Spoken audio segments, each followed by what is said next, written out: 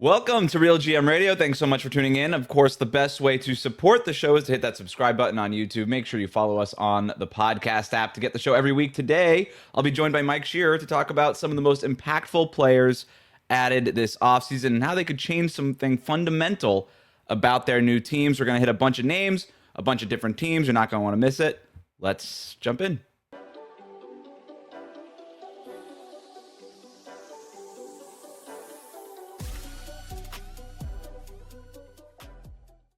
All right, Mike Shearer is here. He is the author of Basketball Poetry on Substack, and he's here to help me talk about identity changers. So, Mike, I did this last year. It's one of my favorite segments that I do now. It's quickly kind of getting to the top of it. And the idea is to talk about new players and new places who change something fundamental about the way a team plays. And that could be a specific stat, a unit, a lineup, whatever. It is purposely vague in order to maximize fun. But what it is not, and I want to say this off the top and make it very clear, this is not a list of best free agent additions or best offseason acquisitions. It's not enough to say that a player simply makes a team better, right? In the instance of Kevin Durant, obviously he makes the Houston Rockets better. Maybe he's on our list for a different reason, but just making a team better, that doesn't change like a core aspect of a team and how that team played last season.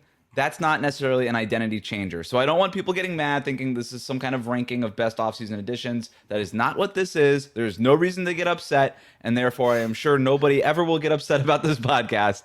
But Mike, let's jump in. We each made our own lists independent of each other. You and I were just talking. We both came up with 9 different names. Surely there will be some overlap as we go along, but we'll get to as many as we can here. And you're the guest, so I'm going to let you go first. Cool. Well, first off, thanks so much for having me. I'm really excited to be here. I want to start, and it always makes me a little nervous to talk about a guy on a team where the person I'm talking to knows more about the team than I do. But I do want to start with a Heat edition of Norm Powell. He was on my list. Nice. I love it. Let's go. Right. Let's start with the Heat.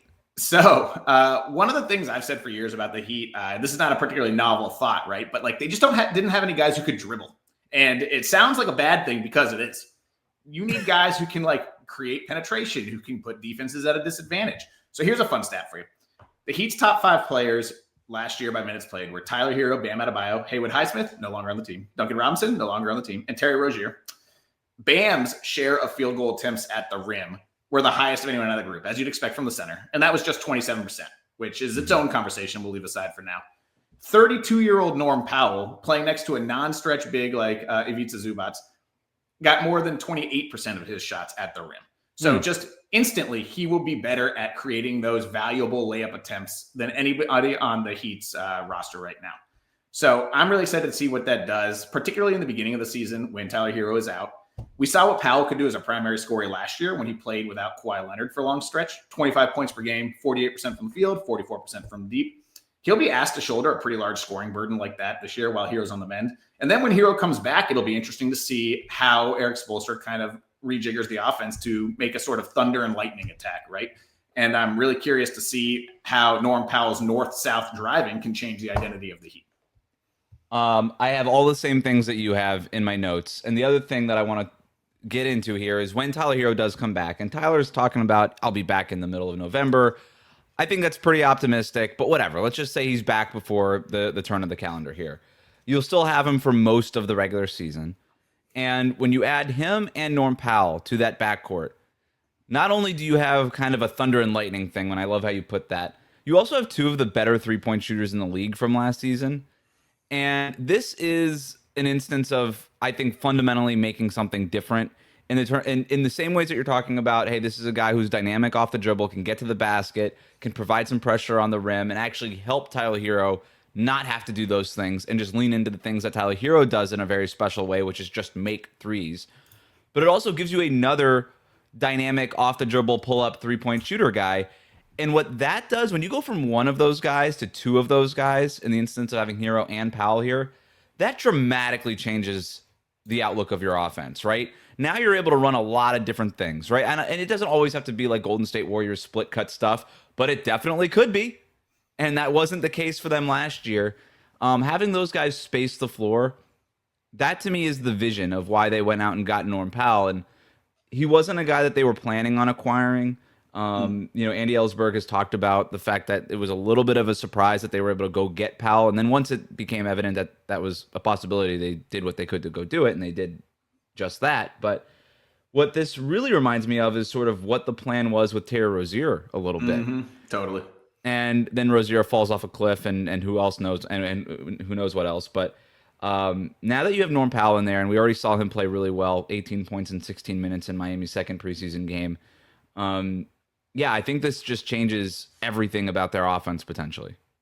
Yeah, and Spoelstra's talked a lot about this offseason about how they need to reinvigorate the offense, rethink some of their concepts, try to get more efficient shots and just get more into the paint a little bit more. Like, so much of offense needs to be inside out, even in today's 3-point heavy culture, right? Like, you still want the ball to get as close to the hoop as many times as you can. That's just how offense is built. And Powell is as good as anybody that was available this offseason. And while we're on the subject here, you mentioned that Haywood Highsmith no longer on the team, and he got crushed for that trade, attaching a second-round pick to Haywood to get off of him and get under the tax. And I'm not here to tell you that it was not a good player to have on the roster, a Haywood Highsmith 3-and-D type of guy. But then it starts to make a little bit more sense when you hear what they're saying coming out of training camp about the fact that you're right. Like, everybody has to have the ball and dribble. Everybody's going to have to do it. It's going to have to be by committee. And when you see them kind of make that swap of, we're going to trade Haywood, get under the tax, and then bring back Drew Smith, that's a little bit of a tell of, hey, we kind of need everybody to dribble here. Haywood Highsmith was very good for this for the Heat, but he was kind of once he dribbles more than twice, we start kind of getting in trouble a little bit zone. Right. And God forbid if he has to go left or right. But that's sort of the vision of this team, and Norm Powell obviously fits it. Man, real quick before we move on, I just want to say the Drew Smith stuff is so cool. Like, I happened to be watching the game where he went down with his Achilles injury last year, and I was like, I remember telling my wife, I'm like, this guy, that could be his career. 2 devastating injuries in a row for a guy who's just starting to have his breakout. And it's so cool to me just to see him battling back and getting back on the court so quickly, becoming productive again so quickly. And I think people who are eyeing the Jason Tatum situation and all the workout videos like that, Drew Smith did it in 10 months. He went from tear to back on the court in 10 months. I don't want to. Tatum is obviously a different player with a different set of expectations than a guy like Drew Smith, who's fighting for his career. But I do think that it is instructive that, hey, the possibility is there with all the Achilles tears that we've been seeing recently. The fact that Drew was able to get back and, his superpower is working hard, I guess. And you see it. The proof is in the pudding. So just want to say Drew a awesome charge story. In his second preseason game. Yeah, crazy, right? That's a cool story. I just wanted to tip my hat to him. All right, so you had Norm Powell. I also had Norm Powell. I'm going to go with a little bit of a bigger name here. I'm sure he's on your list. He's got to be on any kind of list like this. And it might even be on the list of best offseason acquisitions. It's Kristaps Porzingis with the Atlanta Hawks.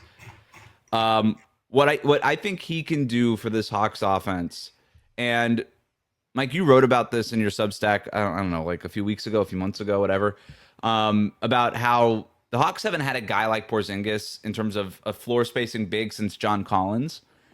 And, the Collins stuff is pretty instructive, and you've included some video breakdown of what they were able to do with Collins. But also, the Hawks roster has turned over quite a bit since then, and it is very different, right? Trae Young is almost a different kind of player since he played with John Collins. He's a better player, you could argue, since he played with John Collins. So they have Onyeka Okongwu and Clint Capella as their 2 main bigs last year. Capella is now playing for the Houston Rockets. They import Porzingis from Boston, and he starts in their first preseason game, which I thought was pretty interesting. We'll see if that holds. But either way, he's going to play a ton of minutes for this team. There's a lot of ways we can go with this, but the number one thing is the 3-point shooting. Okongwu is not a 3-point shooter. Took a career high 148 attempts from 3 last year, made 48 of them. And that's good, right? Credit to Okongwu for developing that part of his game. He made 48 threes in 74 games. Kristaps Porzingis made 103 in 42 games. He's made more threes than Okongwu did in his career best season in every season of his career. So not only do you have the 3-point shooting frequency and volume, you also have the depth, right? Porzingis is going to take those really deep threes. We already saw it in Atlanta's first preseason game where he's just quick release, deep threes, from darn near the logo. And the kind of space that's going to create for Trae Young is something that I'm really intrigued to see. Not just for Trae Young, by the way, for guys like Jalen Johnson, Zachary Rivers-Shea, Dyson Daniels. It just feels like they needed that Porzingis type of element, and they went and got it. Yeah, totally. And I think your point about the depth of the threes is really important too. Not all floor spacing fives are the same. You know, the positions where they're shooting from is super valuable. The help has to stretch so much further to above the break threes than it does to corner threes. And that's doubly true when you're shooting from 5 feet behind the 3-point line above the break, right?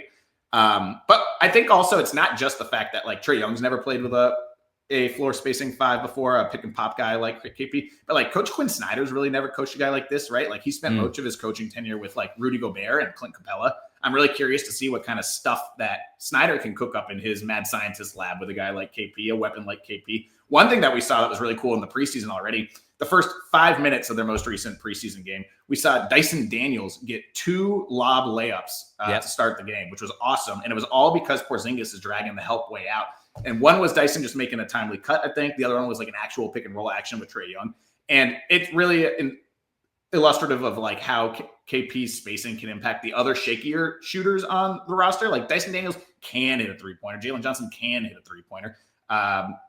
Zachary Reese-Shea started to come on towards the end of last season, but none of those guys are like proven 3-point shooters. And they're all going to be able to do a little bit more with their other skills because of Porzingis' presence. So, and the other point I want to make about that is that Trae Young, as you said, started to become a little bit different of a player, play a little more off ball. His usage rate was the lowest since his rookie year last year. Clint Capella's usage rate never really topped 15% when he was in Atlanta. Porzingis' career low is 22%. So I think we are going to see a further democratization of the Atlanta offense because of a guy, a scorer, a playmaker like Porzingis. Really excited to see. And by the way, was he on your list? He was, yeah. Okay. I'm trying to keep track here. With Trae Young, having that ability, like he's already got that scat back type of feel to his game. Now dragging Porzingis and those picks and those screens out further to the perimeter and beyond, and creating a little bit more room for Trae Young to kind of burrow his way into the paint and do all these things and then kick out the shooters. I'm just really intrigued to see what this does for Trae Young, who's already arguably the best passer in the league.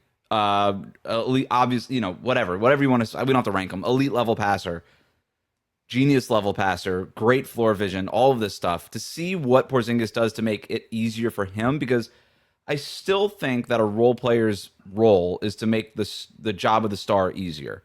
And a player like Porzingis does just that for a guy like Trae Young. So I'm very intrigued to see what this means for Trae Young, who's obviously sort of the bellwether of this Hawks team, right? If Trae Young has this amazing season, then it just feels like that lifts the whole tide of the Atlanta Hawks season. Yeah. If that's the case, then maybe the Hawks can be that surprise team that people have been talking about. Yeah, and Young's playing for a new contract, right? So he's going to be extra incentivized to play well and prove that this core can actually make noise in the playoffs, right? Like the best way to get paid when you're a superstar isn't to put up numbers, it's to put up team success. And I think that the league has gotten very wise to that recently, and we're seeing it a little bit in negotiations. And I think this is Trae's time to prove that like it's not just about putting up big assists and big points. It's about like leading the team on another deep playoff run like we haven't seen in years.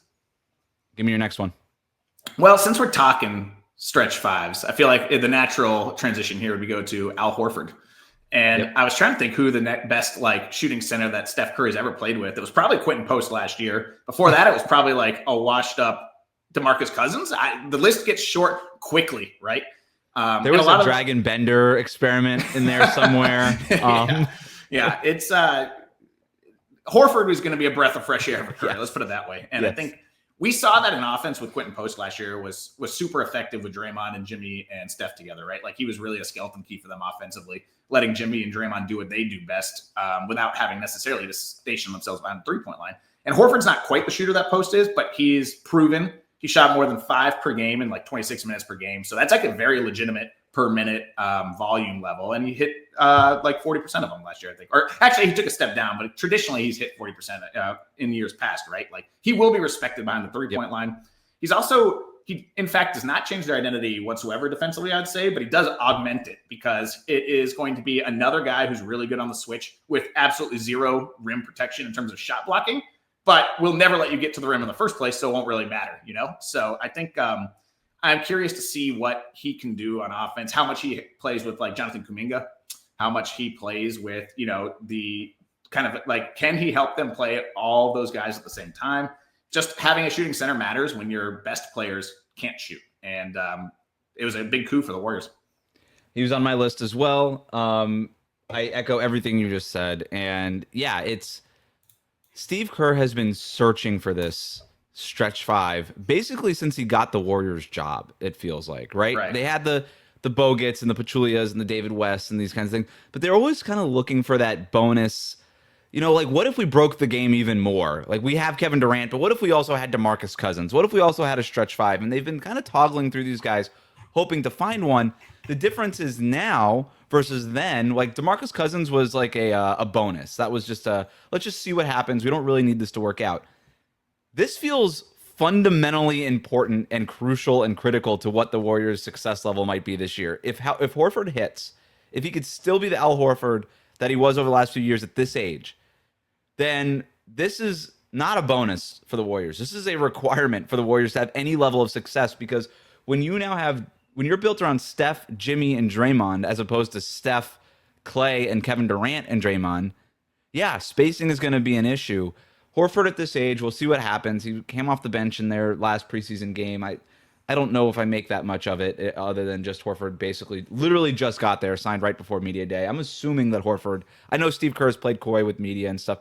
I'm still going to assume Horford's going to start. Like, I can't imagine that you're going to start Draymond at the 5. The Quentin Post thing is interesting right now because they have Horford and Post. Mm-hmm. So you can make the argument, okay, now you could just always have a floor spacing 5.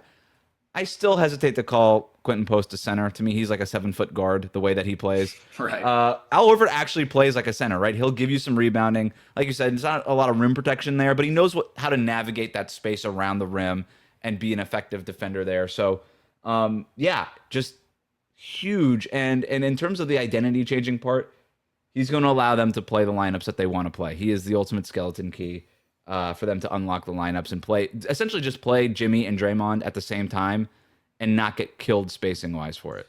Yeah, you probably won't see as many of Draymond Green at center closing lineups anymore. Like, I think Horford's been traditionally, unless he takes a big step back and he's like a trillion years old. He could any day now. He could just wake up and like be unable to bend at the waist, right? But right now, it seems like Horford will always be an asset on the floor. And I think that's going to save a lot of wear and tear on Draymond in the last 4 minutes of these close games where they've traditionally always run Green at the 5. It's not really a need to do that anymore, I don't think. So, yeah, it'll be interesting to see what Kerr can do with this fun new toy he's never had before. Where are you at on this Warriors team? Because people seem pretty split. You look at Steph, it's Draymond, it's Jimmy, it's Steve Kerr. There's some pieces that we like, obviously, Horford included. I still think they're a little bit too shallow for me to buy them as a true blue contender. Where are you with them? Yeah, I think they're good, not necessarily great, but I also think that the West is not that great this year. I think that the West is deep with good teams, but there aren't like a ton of like truly dominant teams that you look at and you're like, yeah, the Warriors could never beat these guys in a 7-game series. Like I think the Thunder are obviously a class above, and I think most people put Denver right there and then right below them. And then it's like, is it impossible that the Warriors would beat Minnesota in a 7-game series? No. Is it possible that they couldn't beat, Houston in a 7-game series? I don't think so. I have no doubt we will talk about Houston shortly, but they have plenty of deficiencies of their own in terms of like ball handling and playmaking and things that a really smart defense might actually be able to like choke out of them. So I'm like very curious to see how they match up in the regular season with some of these other teams that are ostensibly better than them, but like the Warriors have their own weaknesses, but I just look around the Western landscape and I'm like, every night in the West is going to be a battle, but none of them are going to be unwinnable for the Warriors, I think. Not a unique take, but my main concern with the Warriors is attrition, age. Can they hold up for multiple playoff series? But yeah, will be really exciting to watch them with that Horford element included now. Today's episode is brought to you by Game Time. The Game Time app gives the advantage back to fans. It's the hack for unlocking amazing tickets and experiences in a few taps. It's incredibly easy to use, and the Game Time guarantee means you can trust you'll get 100% authentic tickets on time and at the best price. Plus, fees are always included, so what you see is what you pay, like college football tickets as low as $25 this season. Again, fees are included. That means you're going to know your total upfront with no surprise fees at checkout. Game Time offers a ton of great features like zone deals. Save even more when you choose a section and let Game Time choose the seats. Also, with your favorites, you can snag new ticket deals before anybody else finds out by following your favorite teams in the Game Time app to receive alerts to your phone. With Seat Views, you get a panoramic view from your seat in the app before you buy, and with their lowest price guarantee, Game Time will credit you 110% of the difference if you find cheaper tickets somewhere else. And with Game Time's ticket coverage, your purchase is covered with the most flexible customer service policy in the ticketing industry. So take the guesswork out of buying college football tickets with Game Time. Download the Game Time app, create an account, use the code CLNS for $20 off your first purchase. Terms apply. Again, create an account, redeem the code CLNS for $20 off. Swipe, tap, ticket. Download the Game Time app today. I guess it's my turn. I'm going to go. Let's go with a quick hitter one here. Shout out to Dillon Brooks in Phoenix. Nice. He's not on my list, so I like that. This is less of a schematic thing, right? Dillon Brooks isn't going to change anything you do schematically. He's just going to be there. He's going to take threes. He's going to make some of them. He's going to defend really hard. Is he a little overrated defensively? Maybe. I thought he was really good for Houston last year. I do know this. He's better than anybody Phoenix had last year defensively, right? And he's a two-way player that they didn't really have, right? They had the Ryan Dunns who couldn't do anything offensively. Then they had some offensive-leaning players who couldn't do anything defensively. Dillon Brooks is a true two-way player in the way that they were searching for two-way players to surround that Booker, Durant, Beal core with. Now, obviously, two of those guys are no longer there, but Devin Booker still is, and Dillon Brooks makes a lot of sense next to him. But that's not really why he's on my list. He's on my list because he headbutts people, right? Right? No, exactly. He's on like that. I hate using this word, but it's so applicable to that team last year. That Suns team was so soft. Soft. And I don't even feel bad for using it in this context. They were soft. AF. They were soft. Dillon Brooks is not soft. Dillon Brooks has a snot factor that he walks into a building with that this team desperately needed. And just having Dillon Brooks in that locker room, and if you spent any time around any Dillon Brooks teams, you realize that guy makes his presence felt in whatever locker room. For better or for worse, right? Memphis got sick of it, and they said, get out of here. Threatened to play him in China. But he makes his presence felt. He changes the identity of a locker room. He changes sort of everything, the way he operates kind of infects people around him, again, for better or for worse, but it is going to change fundamentally, I think, something about the Phoenix Suns. And I actually think in a very good way, because they lacked that snot factor last season, and at least for a year, it could be very important for them. Yeah, I think that's a great pick. I wish I'd put it on my list, honestly, because I do think you're right. He just will. He's a bit of a tone setter for the team in the ways that you talked about. And I also think he's just like a better player than people realize. Everyone knows the defense, of course. That's where he's hung his hat. But I think offensively, he's always had this like reputation as this like low efficiency chucker who doesn't know the difference between a good and a bad shot. And I think that narrative has been wrong, even going back to his Memphis days. I think he's a guy who will defer to his more starry teammates when he's needed to. And a lot of the times what people see as like taking bad shots is him being like the best guy in a bench unit, and he shoots 3 threes in 4 minutes because nobody else on the team is out there who can make a shot. And then people are like, oh, look at Dillon Brooks. He's like taking all these dumb shots. And he doesn't really do that when like he knows his place in the pecking order, particularly when he's like in the starting unit. And I kind of like this Suns team is going to be really interesting this year because they're not, I don't expect them to be making big waves, but it's not like it's a team full of scrubs, right? Like there are a lot of like decent basketball players on this team.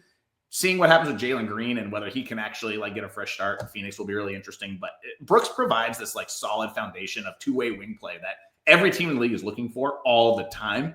And he, to your point about role players needing to make the stars better, like I think having him there will just make Devin Booker's life so much easier. So we'll see how it all comes together in Phoenix. But that's a good pick.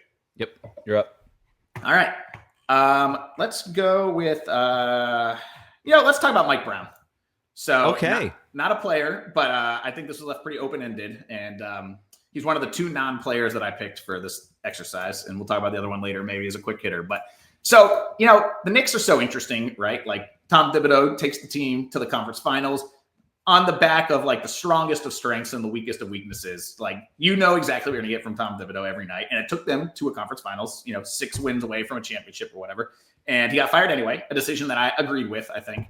The Knicks kind of got clowned for this coaching search where they went and tried to talk to a bunch of different coaches and didn't get permission for half of them or whatever. But like, I think that was just a team kind of doing its due diligence and like reaching out and, trying to be thorough in their search, which is fine. So I didn't really have an issue with that. And I think Mike Brown's a really good coach who deserved another opportunity. So I'm really excited to see what they get. They brought in this guy that said, hey, you need to give us a more dynamic offense, Mike. Like, that's what we are hiring you to do. So far in the preseason, we've kind of seen it. And you always have to take preseason stuff with a grain of salt, but the team looks dramatically different for a whole bunch of reasons. Every team talks about wanting to play with greater pace. So far in just a couple preseason games, Dan Favale had a fun stat I saw on Daily Knicks that 20% of the Knicks points so far have come in transition, whereas in the regular season last year, they were almost at the bottom of the league, which is 12%. 20% is a big number.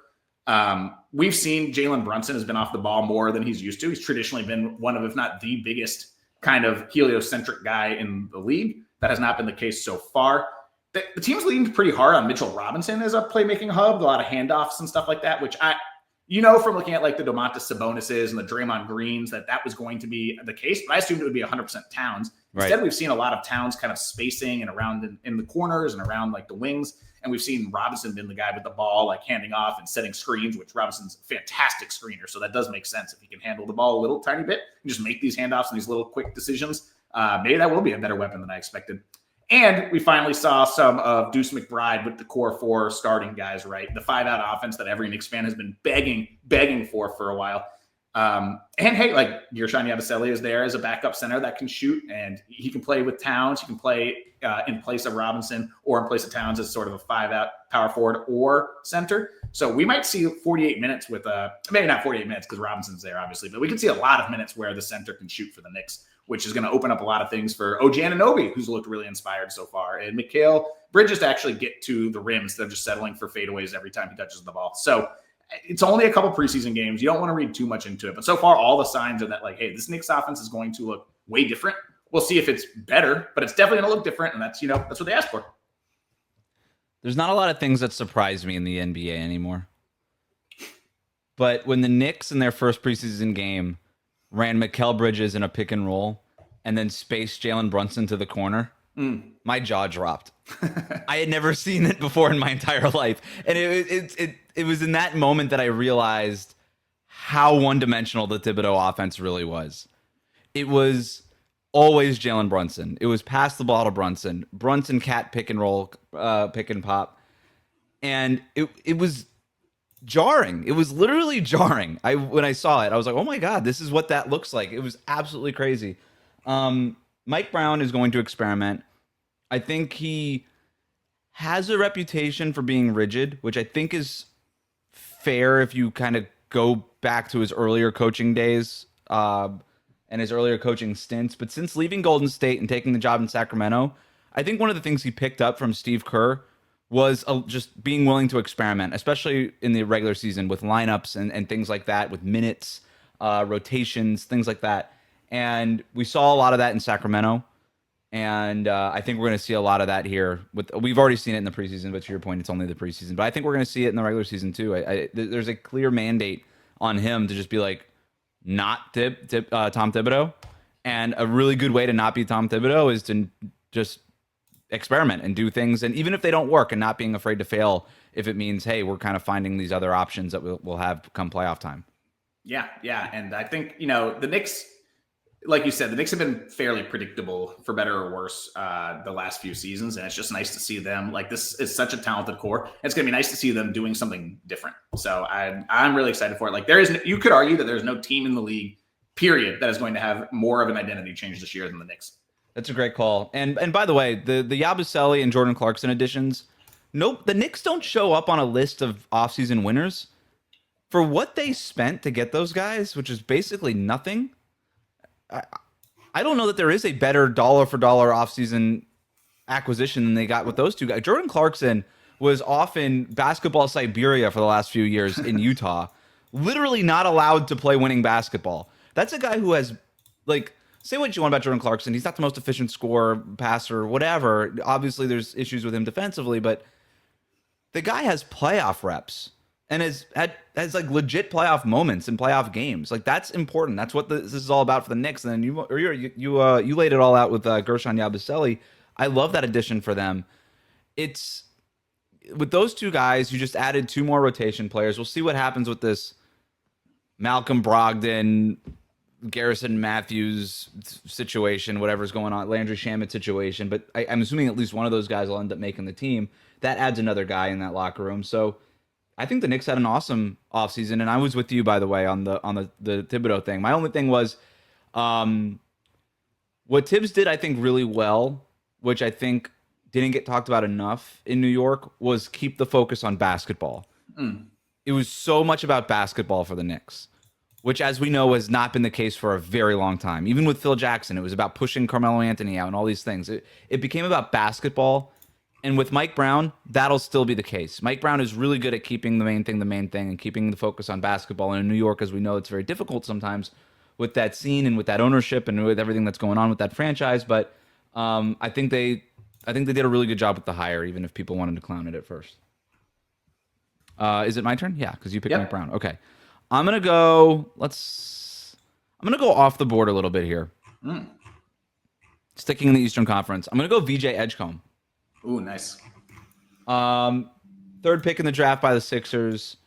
And I love the player, first of all. So I am fully aware that I'm probably just trying to shoehorn him into this podcast and trying to find a reason. But the preseason has been very friendly to him. Sixers fans are already falling in love with him. It looks like he's going to start at least because McCain is out for the next few weeks. So there's minutes and a starting job potentially there for him. But the thing that he does to change the identity of the Sixers, one thing that we saw from him in college and what we've already seen from him in preseason, off-ball movement and cutting.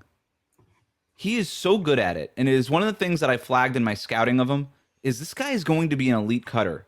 And it's why I liked him so much in the draft. It's like he's not going to need to have the ball in his hands the way that maybe an Ace Bailey is going to have the ball in his hands. He's got really good timing, really good feel for moving off the ball, for cutting to the basket, using that athleticism to finish at the rim. And this is not something that Philadelphia has had very much of in the past, right? Tyrese Maxey can cut when the ball is not in his hands, does a little bit of it when Embiid has the ball, not a ton of it. Paul George, he's sort of like post-cutting part of his career now. Like that's sort of like that's his era right now. And then Joel Embiid obviously isn't going to do a ton of that. He's literally not going to move unless he has to. Even if he has to, he probably won't. So with Edgecombe, with that youth, and even guys like that were younger, like McCain, like he's more of an off-ball spacer kind of guy. He does a little bit of this, but the Sixers last year were last in the league in cuts. And I just think Edgecombe's going to come in. He's not going to make them elite at that, but he's a weapon that they don't otherwise really have. Maybe the closest thing was Kelly Oubre. And if the closest thing you have to something is Kelly Oubre, then you probably are pretty far. So, Edgecombe, at least in the terms of that off-ball stuff, the cutting, the dynamic kind of part of that game, I think he's going to change a lot of what Philadelphia does. Yeah, and I think synthesizing all the things you said, what Edgecombe really just brings to this team doesn't have anywhere else is athleticism, right? Yep. And he's just a guy who checks out really highly in all kind of the run jump metrics and is going to provide them a little bit of like aggressiveness and verve that they can't get from anywhere else. Like there's a lot of skill on this team. Like let's leave the health stuff aside. We all know that like half the players are falling apart at any given time, but like there's a ton of skill. There's a ton of shot making. There's a ton of individual like scoring on the roster. There's not a lot of just like guys who can like get up and pressure somebody, guys who can go from 0 to 60 in 3 seconds flat, like this. He's going to give them a little bit of a different element in that regard that I think every team desperately needs. And I think you look back at sort of the success that younger teams have had in the NBA in the last year or two, and sort of the way everybody wants to play like the Pacers and the way everybody wants to play like the Thunder. And it's about sort of having this go-go motor all the time, having the endurance, having the ability and the quickness, and the youth. And that's not some like the 76ers actually are so interesting because they've got this older core of superstars with, Embiid and George, and to a lesser extent, guys like Kyle Lowry. And then they have this like very interesting, intriguing young group of guards mostly. And, Edgecombe is sort of like a tweener, 2-3 wing, whatever you want to call him. But they're not a team, considering how bad you could look at them and spin a narrative of how bad they are now and in the future with just like so much money tied up into two very injury prone and fading superstars. There's a lot of reason for optimism in Philly, and Edgecombe's a big part of it. I agree. I talked about it in my division preview with them. It's just like there's a 2 timeline thing happening here. Yeah. And it does sort of feel like, and even with some of the reporting coming out of Philadelphia right now, it's like maybe we're just sort of waiting out the Paul George and Joel Embiid contracts. And then at that point, it's a long wait with Embiid. It's a long wait, right? And that front office might not even be there at that point. But that might be the best plan going forward. What's your next one? Let's go with, I've got a handful of names left, but let's talk about the Magic, and I have two guys here. Desmond Bane, of course, and then much more quietly, a guy who might be just as important is Tyus Jones. I had Tyus Jones on my list. I did not have Desmond Bane on my list. Yeah, and they're sort of part and parcel here, right? Like the main reason you get guys like that is because they're two people who can shoot for the team that was the worst three-point shooting team in the league last year. Mm-hmm. And not just like the worst. It was by so much worse than the next worst three-point shooting team. It was like 2 percentage points worse from the field or from the three-point line than the 29th ranked team. So Bane is kind of an interesting guy. He was not as high volume of a three-point shooter, I think, as people thought last year. He only shot about 6 per game. But he has shot more in the past. And I think that on a team that has a lot of different ball handlers, Bane should be able to up that three-point volume. Let's hope, because God knows they need it. But Bane, we can talk about Bane. It's pretty obvious what he's going to do. He's a pretty good driver. He's a pretty good passer. I think maybe a little underrated. He spent so much time as the primary ball handler with Memphis because of Ja Morant's various ailments and injuries and off-court stuff that I think he got pretty proficient at running a pick and roll and stuff like that. But the main thing that Bane's going to do is to get out there, create space for Franz Wagner and Paolo Banchero to do their thing and hit open threes. Tyus Jones, though, let me jump in on Bane there, because I already said I didn't have him on the list. And the only reason I didn't have him, and I just want to get ahead of this before people get mad at me, even though I said the thing at the top, but that doesn't tend to matter. Does he just do the thing that Contavious Caldwell-Pope was supposed to do? And even if he does, that does change a little bit of the identity of the Magic. And then there's the on-ball stuff that is, it's a great call out by you. He does change them a little bit. I think he just makes them better as opposed to dramatically change the way that they play. And that's why I didn't have him on the list. But I love the addition. Great call out. Let's talk about Tyus Jones. Yeah, and that's why I kind of grouped them together, right? Yeah. I think your point is strong, but I think what you're doing when you add Tyus Jones and Bane is you are giving them two guys who are comfortable with the ball in their hands, running an offense in a way that they didn't have any last year. And this is not a knock on Jalen Suggs, who I love Jalen Suggs. But Jalen Suggs is really more of a combo two guard, in my opinion. Mm-hmm. And he's somebody who just is never healthy. And the three-point shot has only been reliable for 1 year in his career. Like, there are reasons to look at Jalen Suggs and be like, we need more help in the backcourt, right? And I think what people, Banchero and Franz both missed big time last year with, I think it was oblique injuries. It was something strange like that. Yep. The team didn't really fall off the rails until Jalen Suggs got hurt. And he ended up being arguably their most important player through his absence on the roster last year. The Magic were starting Corey Joseph in the playoffs. They needed so much help. And Jones is as reliable of a game manager as there is. And people too often use game manager as a derogatory term. But in this case, it's exactly what the Magic need. For all we want to say that Franz and Paolo are point forwards, it's not usually true. You need a guy to do the drudgery of just taking the ball from the baseline up past, midcourt before they hand it off. And you need a guy who can kind of get the offense going at 18 seconds on the shot clock instead of 16 and letting the stars get into their spots. And a guy like Tyus Jones is great at that. And so I think that Jones and Bane together, especially Bane, but I really do think Jones is going to play a much bigger role than people expect this year, just because I think Suggs is going to be hurt. And I think that Jones and Bane being out there together allows the Magic to kind of orient their offense more around getting Franz and Banchero into the spots they can be successful at, instead of being here's the ball, go to your spot with the ball. You know what I mean? That's a lot harder to do when you've got four guys between you and the basket.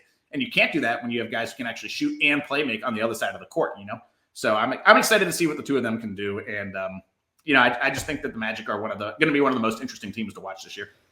It's another element of spacing that I don't think we talk about enough, right? Because we hear spacing and, how many three-point shooters do you have?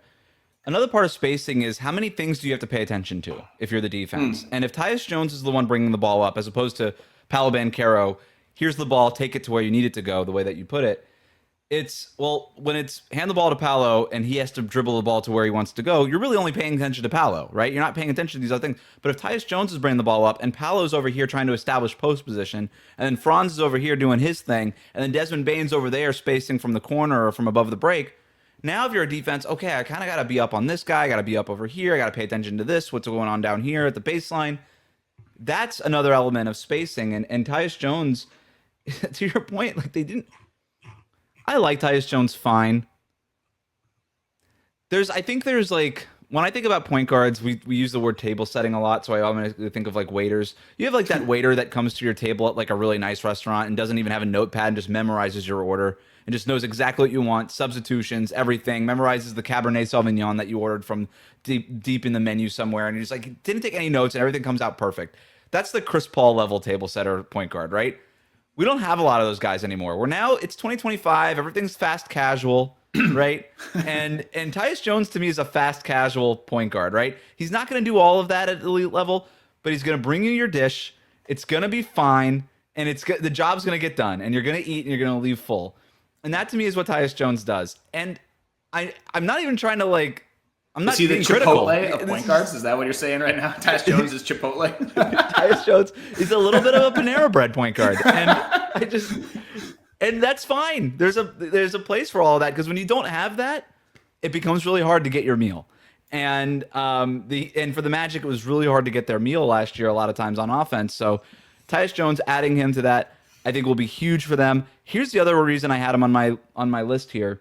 I wonder if he's going to unlock some small ball lineups with Bane. So maybe I should have put Bane on my list.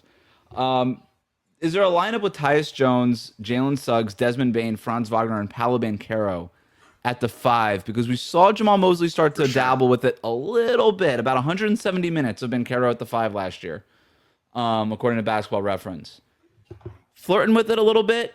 Did you see enough of it? I don't think they really had the personnel to lean into it. But I wonder if push comes to shove and in the right matchups, having Jones and Bane there could allow them to unlock those lineups, and that could be really interesting.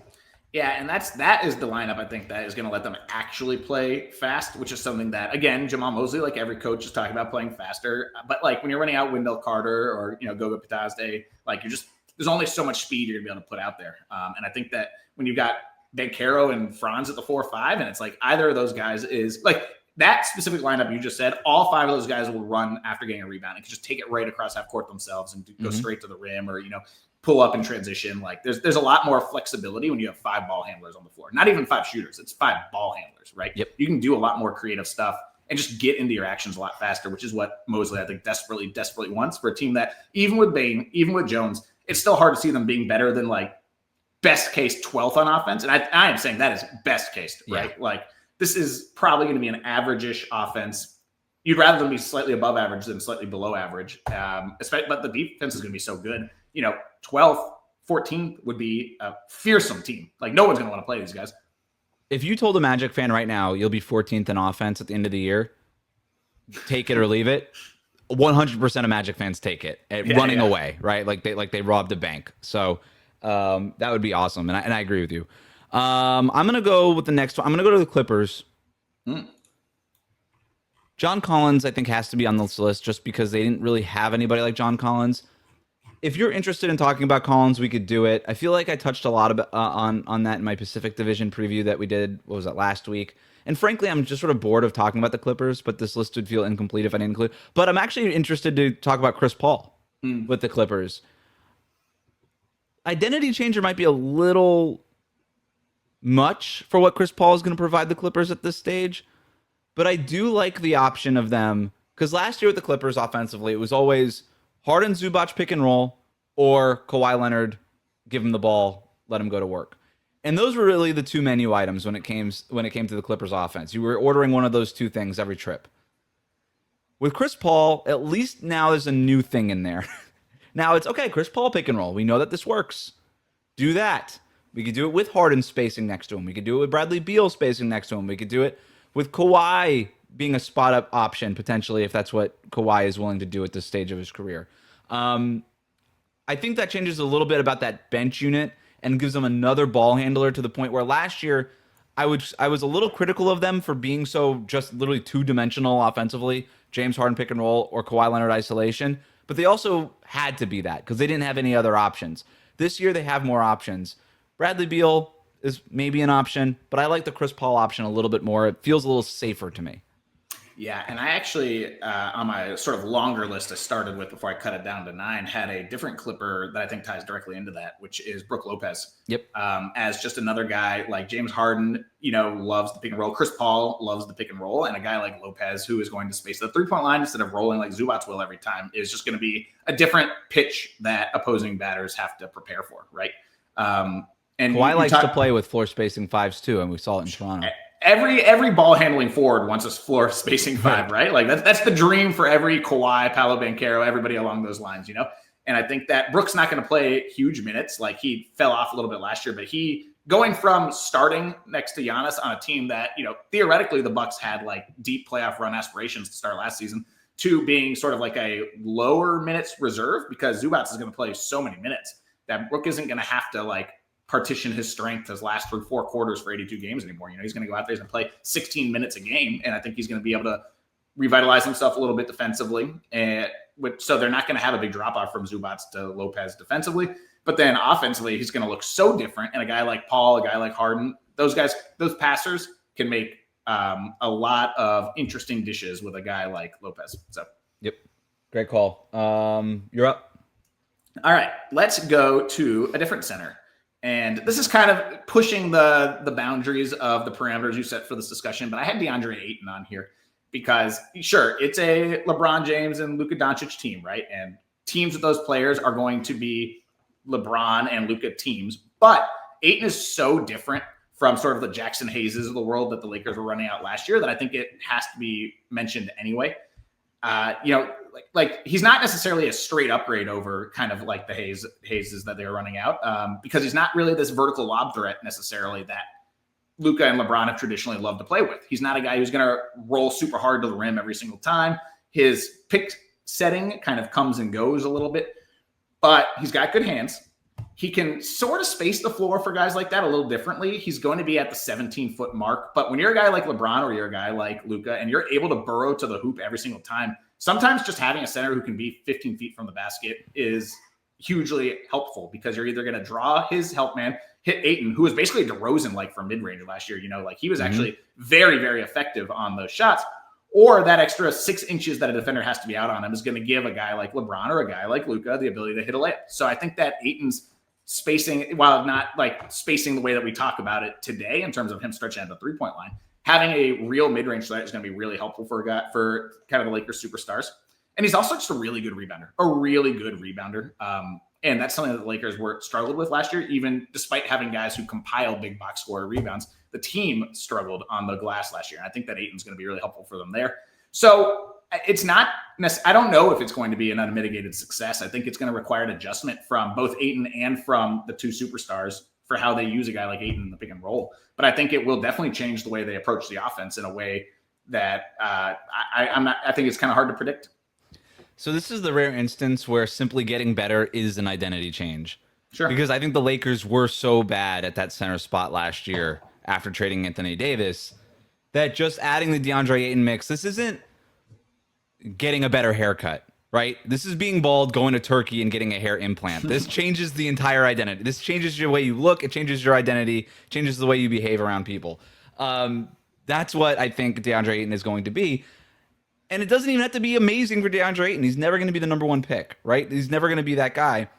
But if he's functionally a 15-10 guy, that is such a dramatic upgrade from what the Lakers had in the second half of last year. And I agree with you. I think that mid-range part of his game is a little underrated when it comes to the conversation around Lakers. I also think that lob threat stuff will come. Last time I checked, guys liked easy points, especially guys like DeAndre Ayton. And if Luka's just spoon-feeding you lobs and LeBron's just spoon-feeding, I think DeAndre Ayton will be okay with it, right? I think he'll finally settle. But you know what? Maybe I will go to the rim if you're just going to give me the ball right here and I'm just going to dunk it home. So I think all that stuff will come. The rebounding is going to be huge. And just, I don't know, that size. People forget about how big DeAndre Ayton is. He's huge. And you add that to the mix, and I just think that is an identity change. So it's a good add. I have another center. Oh. This is my last center. This is my last center. Luke Kornet. Ah, nice. 7'2", 250 pounds, signs with the Spurs away from Boston this summer. played really well for Boston in limited minutes. Really thrived, I thought, in the drop coverage part of what they did defensively, kind of in place of that Kristaps Porzingis when Porzingis was out. Players shot 11.8% worse within 6 feet of the basket with Kornet protecting the basket. Victor Wembanyama, who's obviously amazing, maybe the best defender in the league already, was better than that at 13.3, minus 13.3% of players' averages. But now with Kornet, it feels like the Spurs can get to this 2-center look with Wemby at power forward or whatever we want to call it, and Kornet at the 5.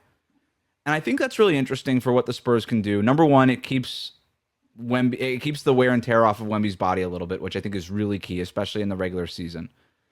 And the other part of it is it allows Wemby to maybe play that Giannis-style help side defender thing a little bit more, where if the Spurs can kind of toggle into that defense, that's just another kind of defense they have. And everybody talks about how great Wemby is defensively, and obviously he is. The Spurs defense still stinks.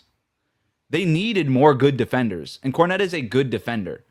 And I think there's a real chance that the Spurs can have a good defense this year, which would be huge and obviously helping Wembanyama win Defensive Player of the Year, but obviously the Spurs getting into the play-in mix here too, potentially. So I think Kornet changes a lot. It adds, it's definitely additive, but because they had nobody outside of Wembanyama that had size and could play defense before Wembanyama, just adding another one to the mix, I think frees up Wembanyama in a material way and changes a lot about what that San Antonio defense could look like.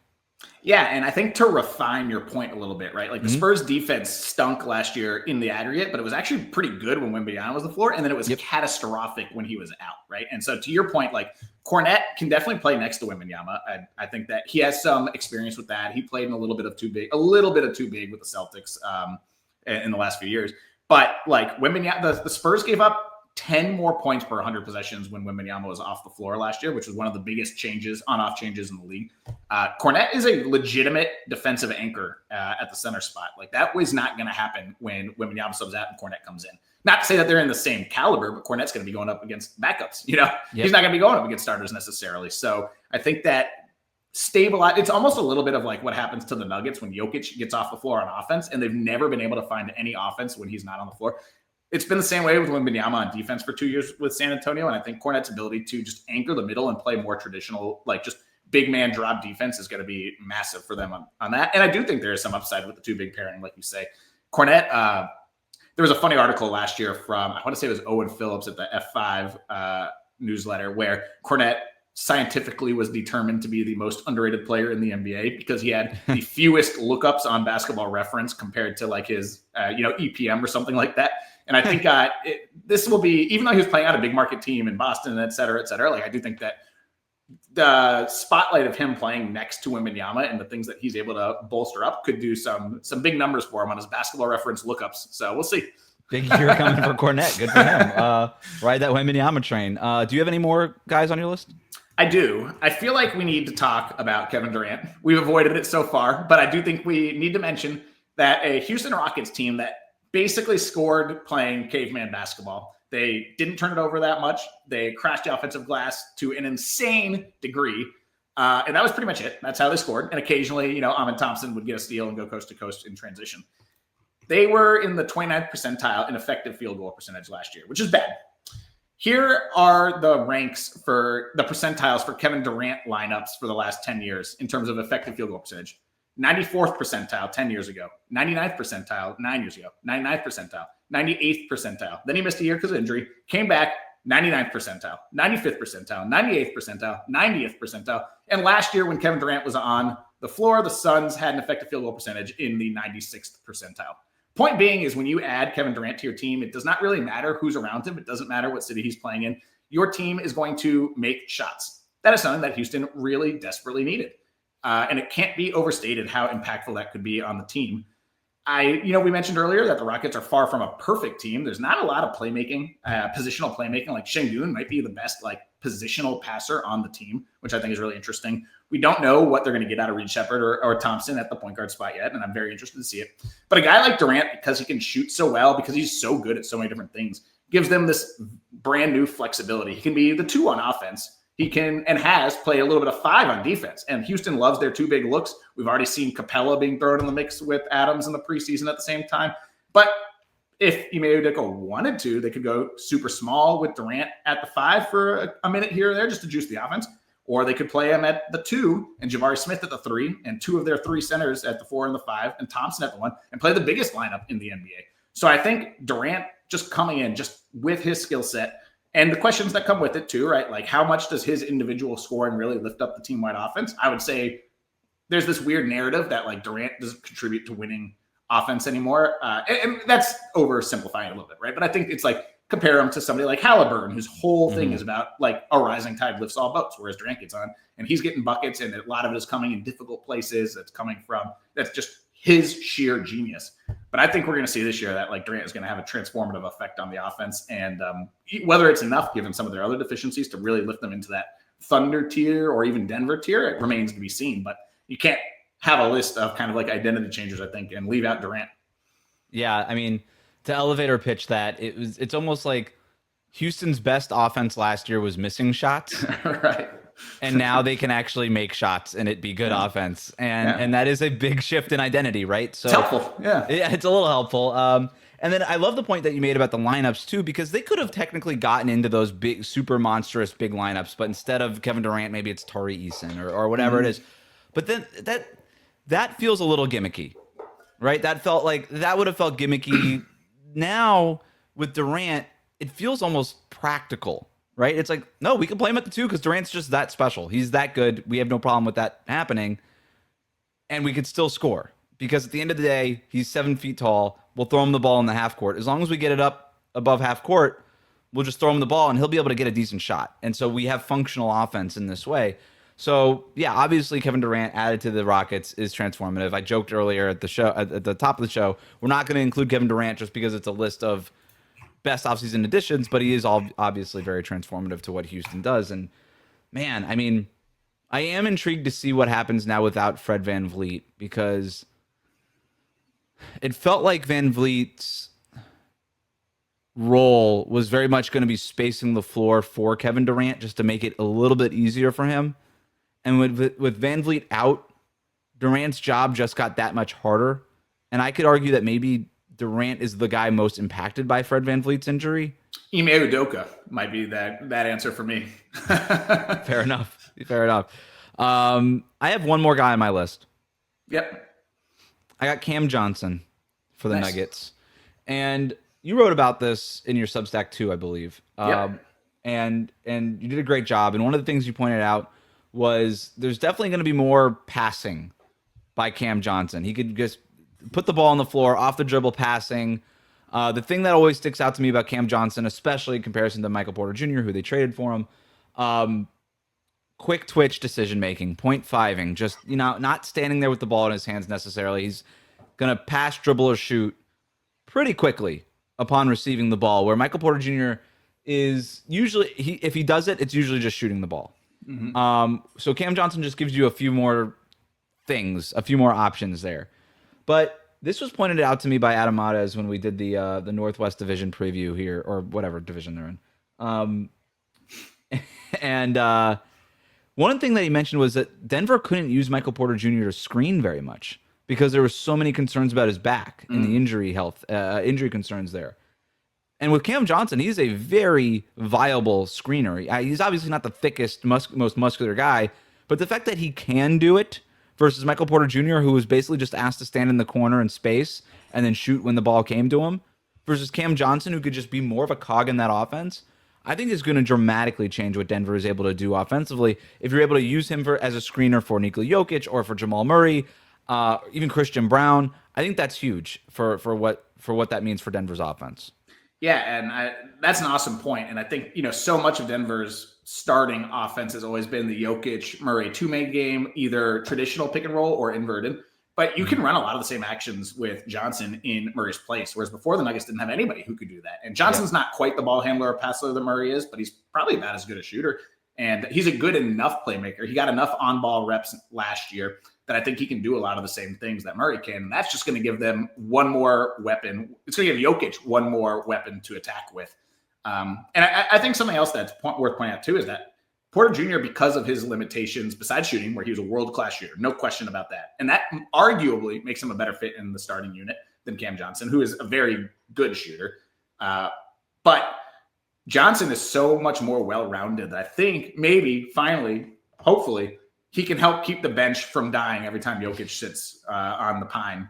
Yep. And I'm really interested to see if the team, new coach, right? Like, I think I toyed with the idea of putting some of these new coaches that were kind of added at the end of last year, whether it's Isola for the Grizzlies, but they got a new coach, obviously. So we don't really know how that's going to impact the team. But I do think, like, new coach, new players, new bench, whole new bench. I'm dying to see if the Nuggets can just survive without Jokic, because we know Jokic, the Nuggets are going to be great whenever he plays. They're always great whenever he plays. Doesn't matter. You and I could be out there at the 1 and the 2, and Jokic lines would still outscore the opposition by 5 points per 100 possessions. But I'm just really curious to see what they can get out of their bench this year. I think that's going to be arguably the difference between them being an also-ran and them being able to go toe-to-toe with the Thunder. A lot of people have them going toe-to-toe with the Thunder, maybe even beating them and making it to the finals there. You have one more? I do. And it's a little bit of a different kind of style, but I just wanted to point out that, hey, the Celtics have a new owner now, Bill Chisholm. He's leading kind of like this private equity group that bought the Celtics, but the ownership is a big advantage in the NBA. Wick Grousbeck was a very good owner. He's willing to spend big. Brought championships to Boston, and they're in this weird transition year now where Tatum's obviously going to be out most likely all the year. Maybe he comes back, harkening back to our Drew Smith conversation. Maybe it's possible. What would be the point?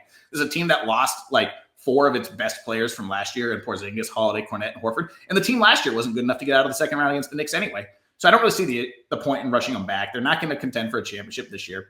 They probably won't contend for a championship next year. So this is going to be a question that takes a while to be answered. But when your ownership changes from a guy who is willing to spend and who is a very, by all accounts, just a good guy to have in charge, to a question mark, I don't know what the Celtics are going to look like in 3 years. Are they going to be willing to spend? Are they going to be as aggressive, kind of looking for these expensive role players a la Derek White that are going to be able to supplement your Jaylen Browns and your Jason Tatums in the future? And I think the first hint is going to be what they do to try to get under the tax this year. They're going to cut costs further, most likely. They're $12-ish million away from the tax. At that point, you may as well reset the repeater penalties. I don't think anyone would blame them for that, given how much they've invested in this team in the past. But what will they do with Anthony Simons? Will they get rid of Sam Hauser, who's a very useful NBA player and making right about that much money? I think that's going to be our first hint as to what kind of owner that Chisholm is going to be. But we're really not going to know for a while. But it is something that I'm watching. Yep. It feels like Sam Hauser is destined to get traded into a trade exception somewhere. And that might end up being what happens there. It's a great call out. To your point, we're not going to know for a little while here, but we already saw the Grousbeck announcement that when they first announced the ownership deal, hey, I'm going to be involved for the next 3 years, and then within a few weeks, it was like, psych, I'm actually just not involved at all anymore. That's going to be the case now. So this guy is now Chisholm is now in charge, and there, to your point, there's no reason to spend on this team now. It makes way more sense to get under the tax, if anything. To your point, reset the repeater and then start and reset the clock on it, right? And start building, and then just okay, we got Tatum, we got Jaylen Brown, we got Derek White. That's our core 3. How do we complement those guys again the way we just did for this last run? That's not easy to do, right? That's on Brad Stevens to figure it out as well. And it was a masterclass of roster management to do it the first time. There's no guarantee that you could do it the second time. I think it's going to be on Joe Mazzulla too to coach a different team that actually probably will have weaknesses at this point, and to see how he does with that. So yeah, all of that is going to matter, but it ultimately, does ownership pay for a team that has a chance the way that the last one did for a couple of years is going to be the big question, and ultimately might be the reason why they win another championship during whatever this run is or don't. So it's a great call out. Mike Shearer, Basketball Poetry on Substack. You can check him out over there. Thanks so much for jumping on, man. This was fun. Yeah, it was great. It's gotten me excited for the season. It's fun to put some thoughts to paper and be like, all right, this thing's real. It's happening. We're just 2 weeks away, baby. It's close. Yeah. We're getting really close. I'm actually enjoying preseason basketball for the first time in a long time. And it's all right, let's do it. Let's make these games matter. Thanks for coming on, man. Thank you.